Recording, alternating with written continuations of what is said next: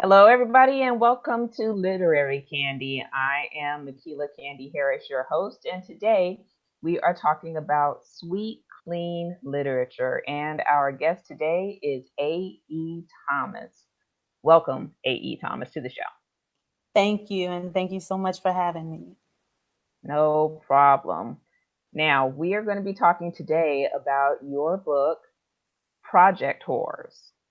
Doesn't sound like a clean book to me.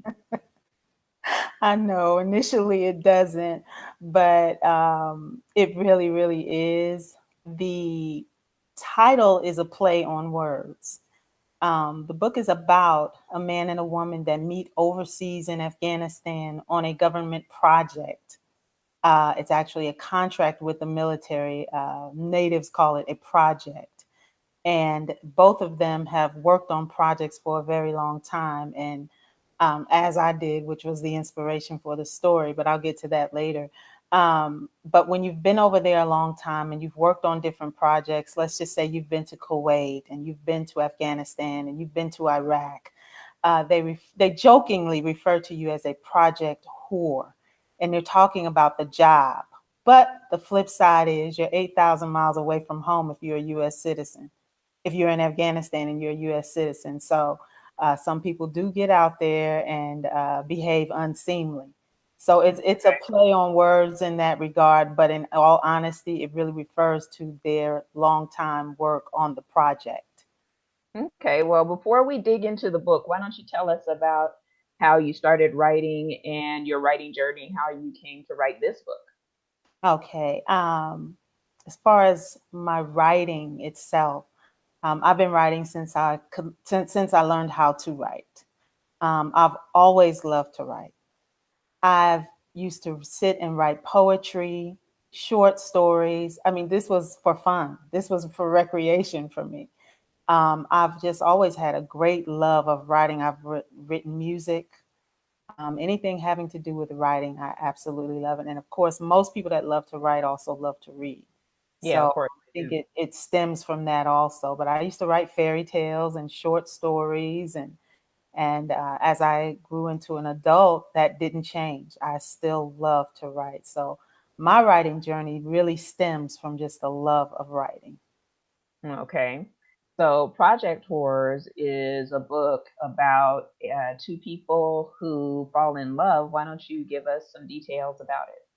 Okay, I wish it was a fairy tale story, but it's not. Kyle Brewster is a man in his middle 30s, and he has worked on government projects overseas for most of his adult life. He is married with two children. His wife is here in the States. He meets a woman named Rejoice Battle on the project. Rejoice is engaged to be married. And they meet and decide that they're going to have this great, terrific one night stand. And it just doesn't work out that way. They end up entangled and entrapped in their affair, and it actually follows them home here to the States. Okay, sounds like it's a whole lot of trouble and a whole lot of mess. A whole lot of trouble and a whole lot of mess, as these things usually are. And that's usually how we like our stories. At least that's how we Exactly. like for them to start out. Hmm. Hmm. AE, take us through your writing journey and how you went through the process of writing this book. Okay. Project Taurus came about based on my experiences while I was in Afghanistan. You see a lot. And, I've always been the kind of, I'm a thinker. I think most writers are. Mhm. And I would see these people that I know are married living with other people on the project. And I just begin to wonder how that played out in the rest of their life. Like when they went home, it's no way you can act normal after being that intimate with somebody for months on end. And this story just started forming in my mind about these two people that played with fire and got burned, basically. And Mm. of course, to keep it interesting, it couldn't just be, oh, they met, they fell in love. You've got to have your mystery and your unknowns and that sort of thing. So that was the process for me. Sometimes I couldn't sleep when I was in Afghanistan. And oftentimes I would get up 3, 4 o'clock and go into the office where I could make noise, get on the computer, call home, that sort of thing.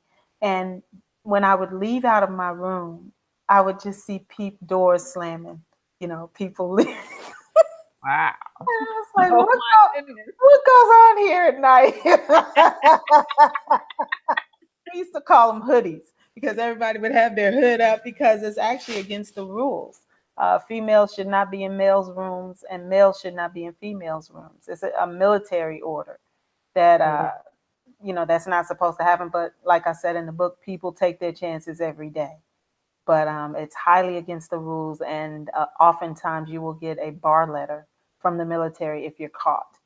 And that can, if you're an American, that can follow you home to where you can't work for the post office, any government, kind of job. So it can be really serious for Americans.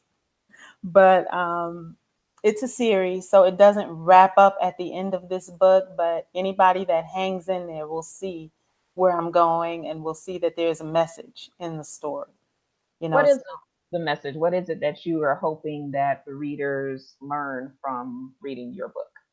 I'm hoping that the readers learn that God, Jehovah God, is as active today as he was in the Old Testament. That it's not just your grandmother's God or your great grandmother's God, that he's God in 2018.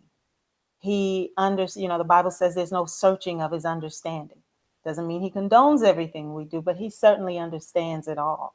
And there's no place he can't reach, there's nothing he can't touch. I don't care if you're in Afghanistan or you're on American soil. And you cannot get so far out there that he can't turn you around if you allow him to. So That that's the message I'd like everybody to get. that's an excellent message, and I believe that whoever reads the book will get definitely that message. Now, what I have found with a lot of authors is that they put a little of themselves in the characters, or they can't help identifying in some way with the characters. How do you identify with your characters, or who do you identify with the most? It's funny. I identify with both of them. I would say it's a 50-50 split between Kyle and Rejoice. I identify with Rejoice because she's somewhat of the mystery part of the book, the anomaly. We really don't know much about her in book one. A lot of questions about her. And she's overseas, and anonymity is easy over there. You can get over there and basically be whoever you want. You're amongst thousands of people and nobody really cares. So I understand that. In that, I also worked over there for 8 years, which was a big part of the inspiration for the story. And there were times I was glad nobody knew who I was, not because of anything that I was doing, but just because of the emotional place that I was in at the time. So I can totally relate to her in that regard. Her spirituality, she's a very spiritual woman, believe it or not. And I can just relate to her on that level, that no matter how lost, quote unquote, you get, once you've had a relationship with God, there's a part of you that never lets go of that. And then with Kyle, I can relate to him in that for him, being overseas was an escape. Um, he wasn't miserable in his marriage. He just didn't want to be married. So being overseas for him wasn't an escape. And there were times in the 8 years that I was over there, it was an escape for me. I was actually glad to go back to work and not have to deal with some things that I had going on at home. So I can relate to both of them in different ways. I see. Hmm. Well, where can we find your book? Project Horrors Book One and Book Two is available on Amazon, on Barnes and Noble, and it's also available at Liftbridge Publishing. Also, you have already done the sequel, so you haven't left us waiting for what happens next. No, I'm trying not to leave people hanging too long because people easily lose interest. But Book Two hit the stands on Black Friday of 2017, and it's a 4 book series. Book three is due out around July 4th is the date that they're looking at right about now. So it'll be somewhere, if it's not on the 4th, it'll be somewhere close to that. And the 4th book will be out at the end of the year. So we'll be wrapping it up. Wow, that's pretty quick. Yeah. Good. Okay, so tell me about your reading habits. Well, who is your favorite author? What do you like to read? Okay, I'm an avid reader. I love mysteries. I love romance novels. I love hearing people's stories, the biographies and what have you. I normally devour books. I read at least a book a week, normally.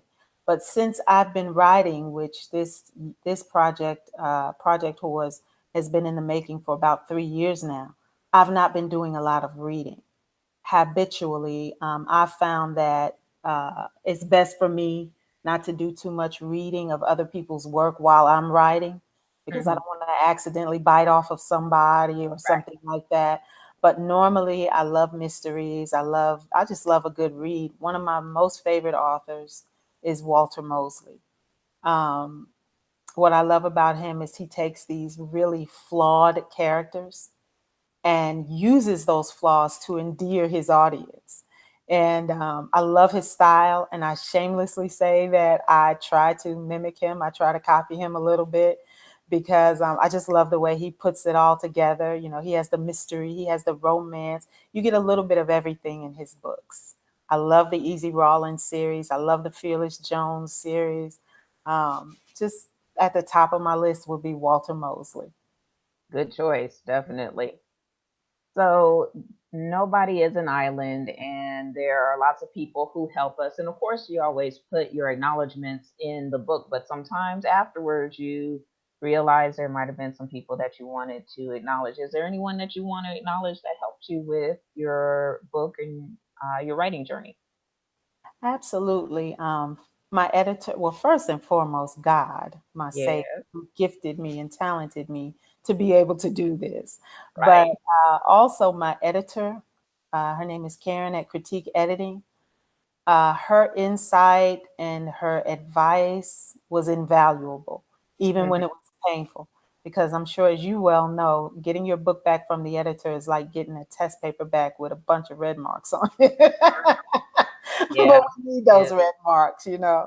You yeah, definitely, I don't care how well you write, you need another set of eyes. And right, to tell you, hey, this is not quite making sense or something like that. So I definitely would like to give her a shout out. Ashley Logan at Liftbridge Publishing. Again, her and Karen, they did a lot of hand holding with me through the first book. It was my first published work. I had no idea what to do or how to do it, and they spoon fed me and were patient.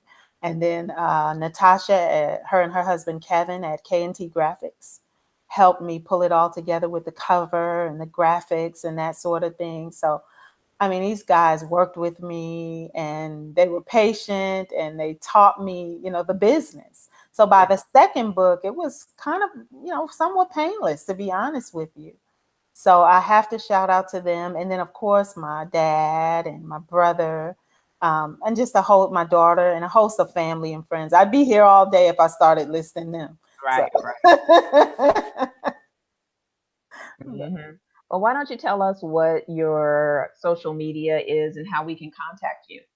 okay, I'm on Facebook, and every Thursday at 6:30 Central Time, I do a Facebook Live about Project Tours. We talk about the book. I take questions, and there's also a private Facebook group.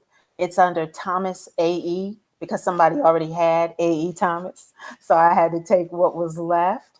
So that's how you could find me on Facebook. I also have a webpage, aethomasauthor.com, and all the purchase links are on there, as well as contact information should somebody be interested in having me come to speak or something like that. And then I'm on Instagram as AE Thomas Author. So those Okay. are my social media links.